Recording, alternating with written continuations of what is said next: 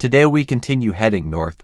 Most of the trip is offshore, so it's not very exciting on film, which is why I've sped up the video significantly. However, you can follow the distance and time by slowing down the playback yourself. We're lucky again today, with little wind and calm seas. This area can be rough and strong winds from the wrong direction.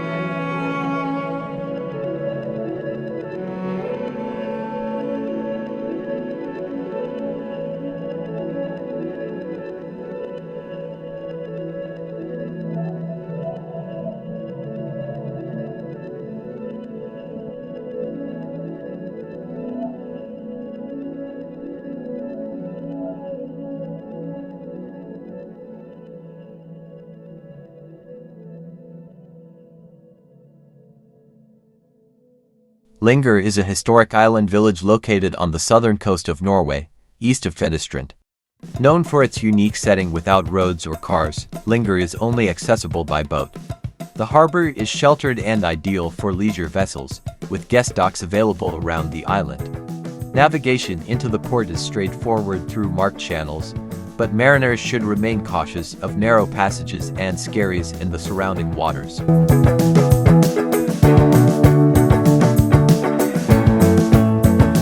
The village has a rich maritime history dating back to the 17th century, thriving on trade, shipbuilding, and fishing. Linger was once a bustling port with several shipyards and merchants.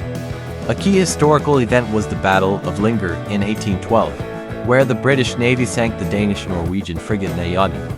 Remnants of the event are still part of the island's identity, and local museums share stories of naval heritage and coastal life.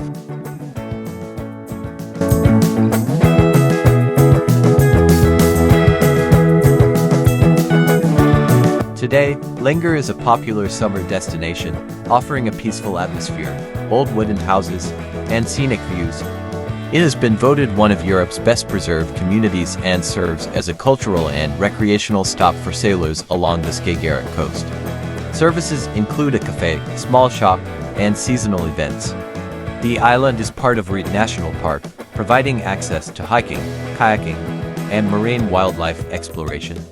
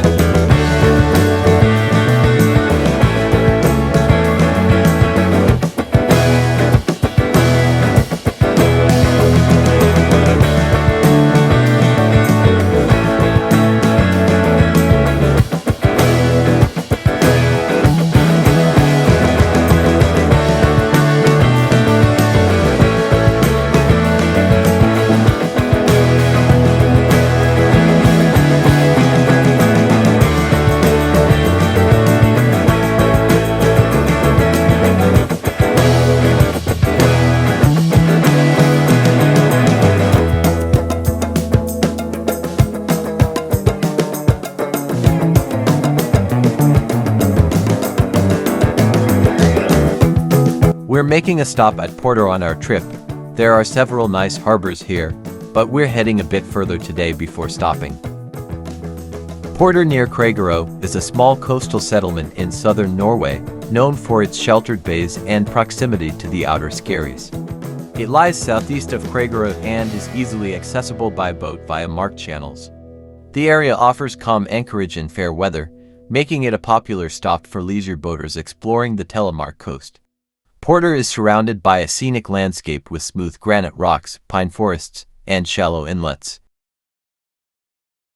Historically, Portør was used as a safe haven and emergency harbor for coastal shipping. It served as a pilot station for vessels navigating the challenging waters along the Skagerrak coast. In the past, local residents supported maritime traffic through fishing, rescue work, and maintaining signal stations. Traces of this history can still be seen in the form of boathouses, piers, and remnants of old navigation aids. For mariners, Portør offers good shelter in mild conditions, but larger vessels should navigate carefully through the narrow channels leading in from the sea.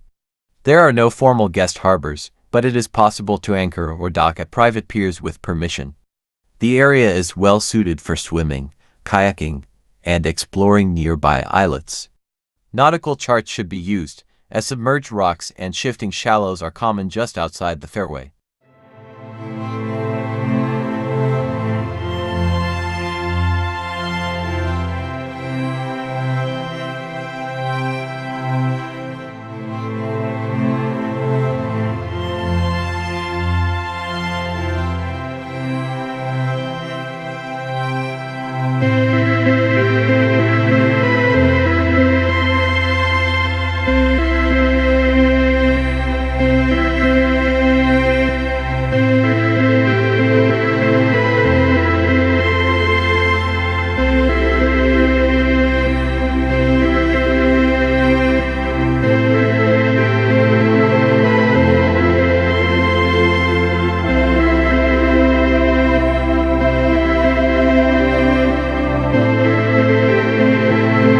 We are now arriving at beautiful Veester Ren.